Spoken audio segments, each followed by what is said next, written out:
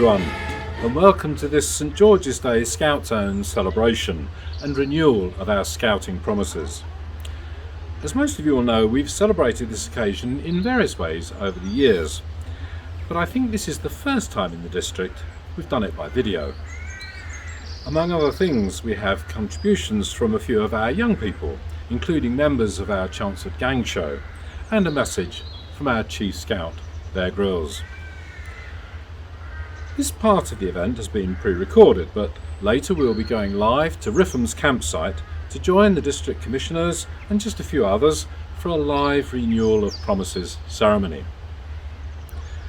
At first, I'd like to take a very quick look into the past, think about where we are today, and consider those things in light of scouting and St George. Hopefully we can use what we've learnt and all the incredible experiences we've had and take them with us to spur us on to an even more exciting future. Now, when I say back to the past, I don't mean too far, otherwise we'll be here all night. Many of you will remember the World Jamboree held here in Highlands Park a few years ago.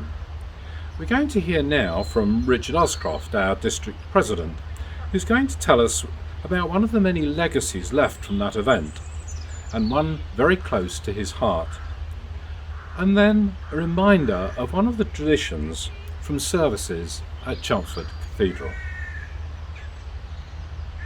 Good afternoon everybody, and welcome to our renewal of promise for St George's Day, and welcome to the One World Garden here in Highlands Park in the centre of Chelmsford. The One World Garden was created back in 2007 as a living memorial to the World Jamboree which was happening that year, and it's called the One World Garden because the theme of the Jamboree was One World, One Promise, a real dream for young people across the world. No country barriers, and they all have the same promise and badge, the badge that we wear. One World, One Promise was the theme for the Jamboree. What a wonderful theme that is, because it encompasses all our dreams and hopes, and the garden represents a child's journey from childhood through to adulthood, and I'll just take you through that for a few moments if I may. The garden starts in the garden pavilion, where there is a large crucible of water, because all life needs water, and without water there's no life. The water runs down a rill through the garden, it meanders around, and some of the swirls go to the left representing the northern hemisphere, and some to the right representing the southern hemisphere. And there's a garden full of secrets, but then life is full of secrets. And there's the beaver section and the cub section where they stand in their sixes, and the scouts with their patrols, and then a circuitous route and through an arch. The explorer scouts have made an arch representing their many activities. And then by the time you get to adulthood, we come into this wonderful area here, which is by this dry stone wall, and there is a calm and peaceful area of a pond. An open area where by the time you've got to adulthood, you can stand and reflect and pass the time of day and enjoy fellowship, which is really what scouting is all about. We can reminisce, and we can have fun, and we can plan to do all the things that scouts do so well. So I wish you well, and thank you for your listening. Normally we would place a flower at the cathedral during our St George's Day Scouts Own and Renewal of Promise in memory to George Dawson, a scout who gave his life in service. The memorial was a token to our commitment to serve others.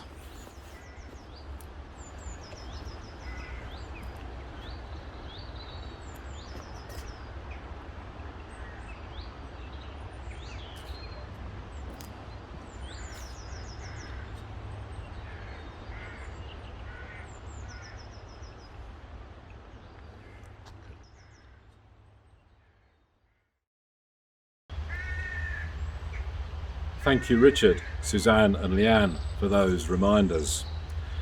These significant events remind us of the past in many ways, and they can shape our present and our future. But what about today? Well, one of the reasons we use St George's Day to think about our scouting lore and promises is because not only is St George the patron saint of England, he's also the patron saint of scouting. So what can the story of St George tell us today that will help us in the future? And why St George? Well, Baden-Powell chose him to be the movement's patron saint because he felt the qualities of the legendary Roman soldier were the same qualities that reflect a good scout. When he was faced by difficulty or danger, however great it appeared, even in the shape of a dragon, he did not avoid it or fear it, but went at it with all the power he could. That is exactly the way a scout should face difficulty or danger. No matter how great or how terrifying it may appear, they should go at it boldly and confidently, using every power that they can to try and overcome it, and the probability is that they will succeed. This can be broken down into the following points: responsibility, truthfulness, devotion to duty, a brave heart, a noble spirit, and dedication to helping others. We're going to hear 2 poems now about St George, read by youngsters from our district scouting family. They sound quite similar in content, but each has something very special in itself. So let's listen. St George and the Dragon by Brenda Williams. The dragon was a fearsome beast, eating children for a feast. His scaly body, green and red, supported an enormous head, and in his head a gaping jaw, from which just fierce flames would roar. This evil monster was a sinner, who loved his tasty children dinner. The lovely princess, young and small, she didn't want to die at all. She didn't like this fearsome beast, who gobbled children for a feast. She didn't want to hear the crunch of her young bones as dragons lunch. She didn't want his blazing breath to singe her hair and bring her death. And so, when George was passing by, he heard her scream, "Don't let me die!" St George, without a backwards glance, rode at the dragon with his lance, and through the dragon's fiery flame, our brave St George took careful aim. Then, with one strong and fearless thrust, he turned the flames to smoky dust. The girl was saved, the dragon slain, and George then led the great parade, as through the city king and queen were so amazed at what they'd seen. The people cried, "We are astonished at how the dragon was demolished." And so this tale from ancient land made George the saint of this England. The Legend of St George by Brenda Williams. Long ago, a dragon waited near a city, walled and gated. Soon, a princess, young and small, ventured out beyond the wall. The people of Selene, the city, found their hearts were full of pity, for as this day had turned to die, and the dragon's hunger satisfy. But passing by, St George awaited near the city walled and gated, and knowing what was right and good, he fought the dragon as he should. The evil beast belched blazing flame, but with his lance George took his aim. Then with the honour of the just, he killed the monster with one thrust.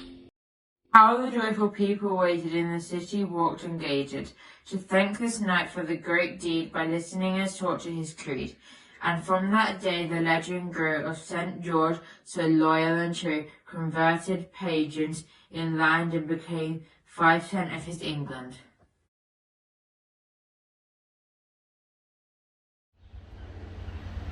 Thank you very much for that. In the first poem, we heard how the dragon was referred to as a sinner, an old-fashioned word now. But basically, the dragon is a symbol of someone who does wrong, evil things. And we get a real sense of the fear that young princess felt and how St George saved her from that dreadful fate. The second, while not quite as graphic, adds something. It talks about St. George having the honour of the just. Sad to say, today we still live in a world where people suffer injustices of all kinds. Now, I'm not suggesting we go out looking for fire-breathing dragons, but as members of Scouting family, we do come across injustices, both great and small. And if it's in our power, we should stand up against them, just as St. George did. Responsibility, truthfulness, devotion to duty, a brave heart, a noble spirit, dedication to helping others. These are qualities at the heart of Scouting. But Scouting's not all about fighting dragons. It's also about adventure, learning new skills. It's about fun and friendship. With a little help from the cast of the 2019 Chelmsford Gang Show, let's remind ourselves what it is to be in Scouting and the things we can look forward to enjoying again. And maybe some things we never thought of trying before. This will be followed by a message from our Chief Scout, Bear Grylls.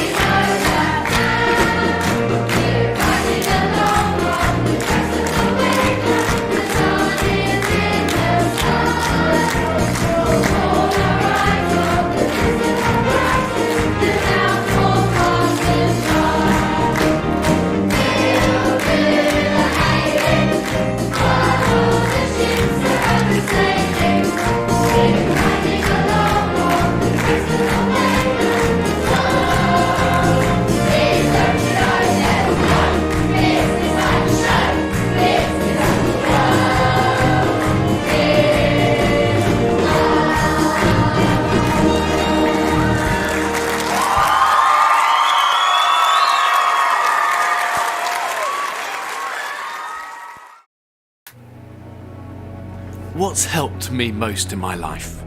What helped me believe in the possible? Believe in others? Believe in thinking big? What made me a doer, a maker, a give-it-a-goer? What made me realise that it was okay to fail, okay to take a wrong turn, to step back, to breathe, to have a plan B, and then maybe a plan C? What made me never give up and keep trying again and again and again? What helped me to find a purpose? Helped me to know the strength of kindness and loyalty, to value friendships, value others. What made me? Scouts made me. Scouts have helped me become who I am today, and it's thanks to people like you.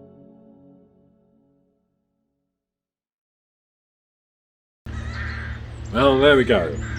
Now, just before we go live to Riffham's, a reminder of our Scout law and the promises we're about to renew.